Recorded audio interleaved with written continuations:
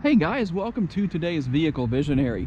Today my friends at Holmes Volvo Cars here in Shreveport, Louisiana have loaned me this 2021 Volvo XC90. This is the T8 Recharge version, so it's going to have that combination of the electric and the gas motor underneath the hood, and of course multiple driving modes depending on what you want to do, allowing you to choose from several different features, including full-time all-wheel drive. And of course, as you can see right here, something we haven't seen in a previous Vehicle Visionary video, here's where you're going to do your recharge. And all you're going to do, I don't have what I need to actually plug that in, but there it is right there. As you can see, you just plug that in and let it charge as needed. So we'll get that put back together. Very easy to do. First, we'll do a quick walk around here of the vehicle. And like I said, it is an all-wheel drive model, and being the R design, of course, is going to mean basically it's going to be a lot more sporty. And that includes a lot of different features, such as the gloss black trim here around the windows, the black window cap, or excuse me, black side view mirror caps, and then you've got the lower portions of the outer areas of the bumper right here, these little inlets right here, basically lower grills that also have to do with that, and a few interior features as well.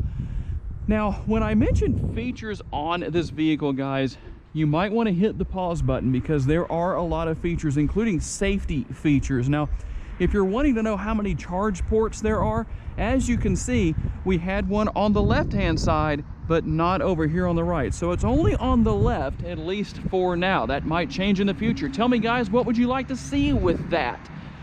Leave me a comment. Do you want to see a charge port in just one location, or maybe in two? So I will list all of the safety features on the screen, and like I said, guys, that's when you might want to hit the pause button and take a look at what's going on with that. Now, as you can see, guys, I'm raising the hood up, and much like the Mercedes vehicles that we often look at here on Vehicle Visionary, you can see that the hood raises a lot higher than the conventional stock position of most hoods. And I realize a lot of people are going to say, well, I never need to open the hood, but if you want to, well, you can.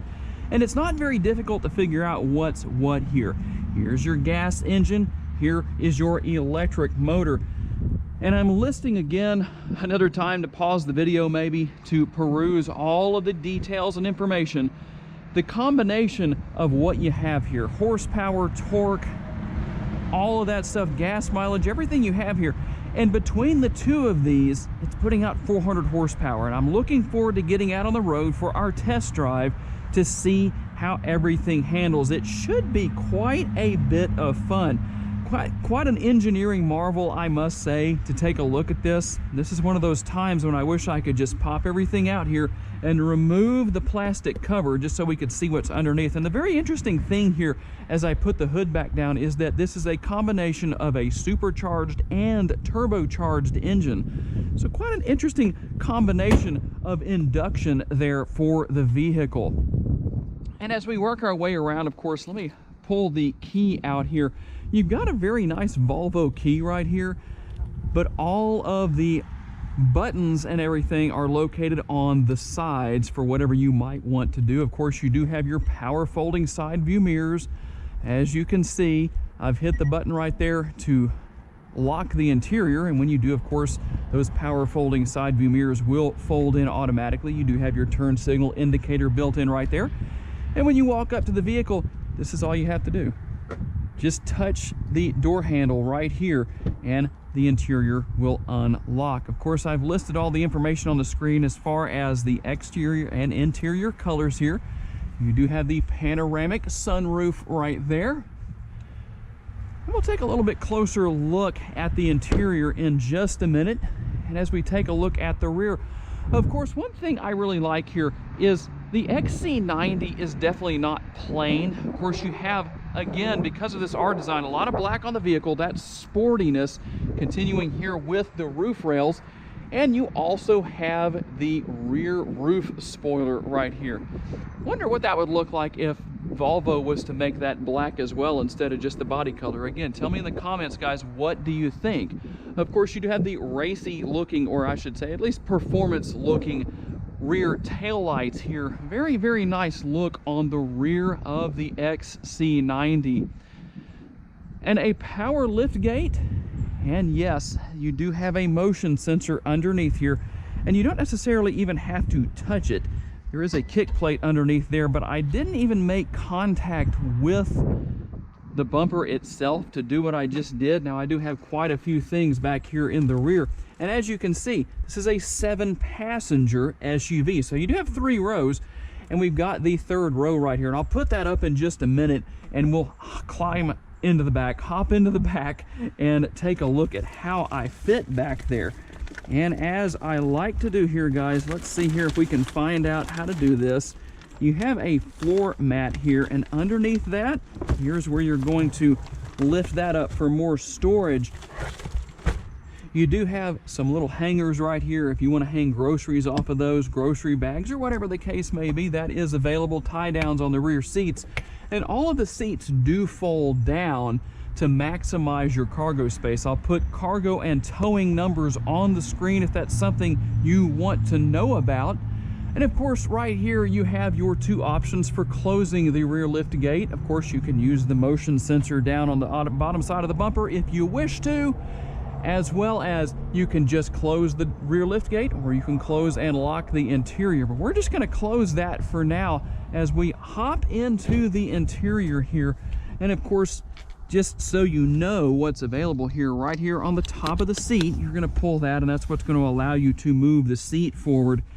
And you can, with this lever down here on the bottom, see that right there, you can lower the seats all the way down. And the 60/40 splits seats all lower conveniently so that you are able to maximize your cargo space. And then of course you also have an adjustable headrest here. I'm going to push that all the way down just so that it's a little bit easier to see. You have concealed cup holders right there, along with that armrest. And now that I have the back seats in their upright position, let's show you how to actually get in. You're going to use that same little lever that's on the top, this little latch right here on the seat.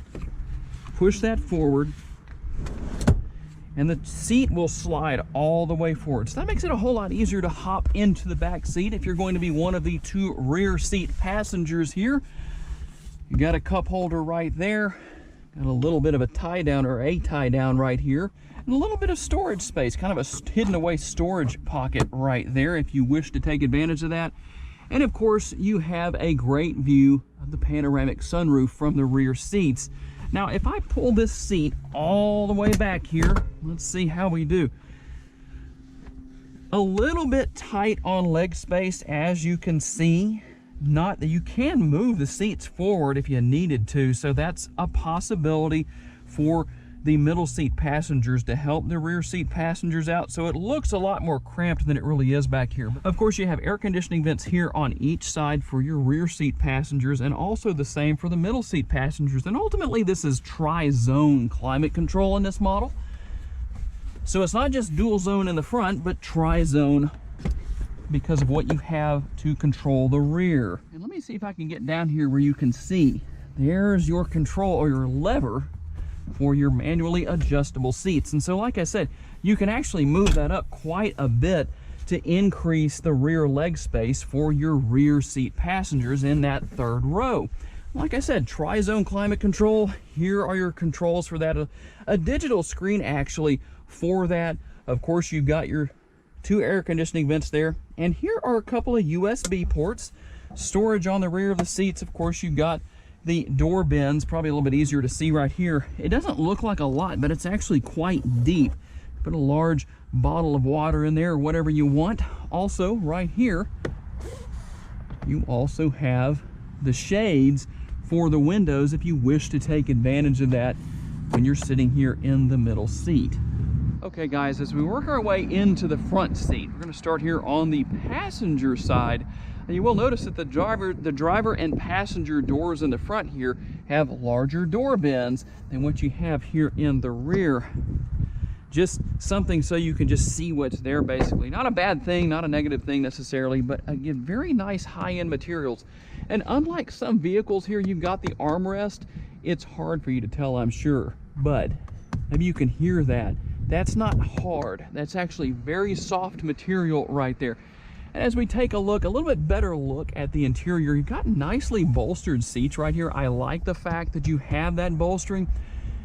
Would you call this a high-performance SUV? Well, putting out 400 horsepower, I would say definitely has the potential to be used as such if you want to. Although, that's not necessarily its intended purpose. It's meant to be more sporty than high performance. But we'll see how things go on the test drive later on. And of course, the sportiness is going to continue with those aluminum performance style pedals. You've got the Recharge logo here on the door sill. And of course, you have seat memory, not only on the driver's side here, but over on the passenger side as well. And just a lot of really nice features, nice materials, some contrast stitching here, and you'll see that throughout. Of course, it continues on the dashboard. It basically is consistent throughout the vehicle. And if you're not familiar with these Volvo vehicles, don't look up here on the dashboard for your start button. You're going to find it right down here. So push the brake in, of course, and there we go. We've got the engine running. And as you can see, you have a nice leather wrapped steering wheel, nice large windshield. I like that. Of course, here is the control for the power shade, for the panoramic sunroof. I'm going to go ahead and close that just to make it a little bit easier to see in here. Steering wheel mounted controls right here. All the typical stuff you would expect as far as adaptive cruise control, voice commands, just all that typical stuff. Depending on what you want, you can mute and unmute the radio. Just a very, very nice setup here. Very high end. Another couple of USB ports right there within the console itself, and there is a decent amount of space in there. Not as deep as some that I've seen in the past, but not a bad thing. Of course, here is your shifter. Not a difficult shifter to use. It's going to tell you on the dashboard, we're in neutral right now, we're in drive. Everything that you need to know about. Very easy to use right there, reverse. And let's see, you don't actually move the shifter back and forth to put it in park. You're just going to hit that little P right there. And this drive mode selector, let's look at that right now. So you can see all of the different driving modes. So you've got constant all-wheel drive, you've got eco, you've got hybrid right here. Pure, that is eco. You've got hybrid. Of course, you've got power right there, and you can see underneath it says sporty driving. So that's nice to know if you want to use that. And it doesn't stay up on the screen very long, but one more mode to go through. You've got off-road as well. So I'm going to actually do constant all-wheel drive because I'm very curious to see how this model handles out on the road. All right, guys, we're going to hop out here on the road for a little test drive, and let's just see how it does under acceleration. Not too bad. Now, I'm just in all-wheel drive, so I'm just kind of checking it out and seeing how it's going to do. Now, I've driven a lot of these XC90s in the past, so I know they're very enjoyable to drive. They handle well, they drive well, they ride well.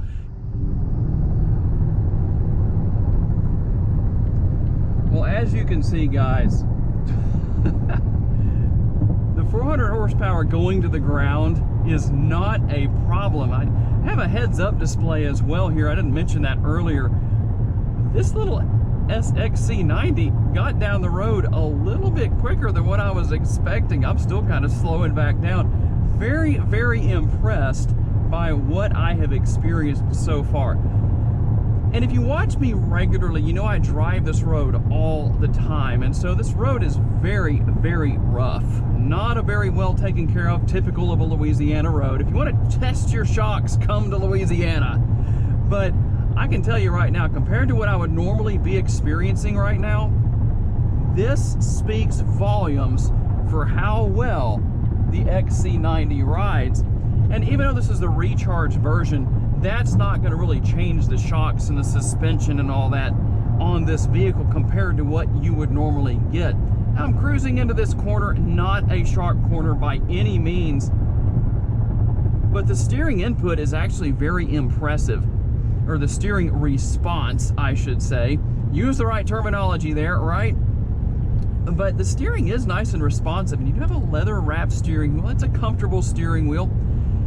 And as I just kind of cruise down the road here, I'll tell you what, I'm very impressed by the acceleration capabilities of this Recharge model. You know, I'm just kind of cruising along here. I'm going to slow down just a little bit here so we can do one more high-speed pull and just see how it does. So from 63 miles an hour, 62, let's see how we do. It didn't take hardly any time to get up to 80 miles an hour. That is very, very impressive. Unfortunately, the train was blocking my typical test drive path, so I wasn't able to go through the area that I like to typically go by. Now, here's something that a lot of people probably can't say in their Mustangs. I got passed by a Volvo XC90. We're gonna go right around them. Absolutely no problem. My goodness, can you see I kind of left them in the dust back there? Now, overall, this is a very versatile vehicle. You've got a reasonable amount of cargo space, seating for 7 people, plenty of amenities. Everything is very high-end. It's a very luxurious vehicle. And of course, I put the price on the screen from the dealership's website earlier so that you could kind of just get an idea, basically, or get an idea of what you would pay for this particular model. But I'll tell you what, I am really impressed. I mean, it has all of the right features, the right functionality. 400 horsepower.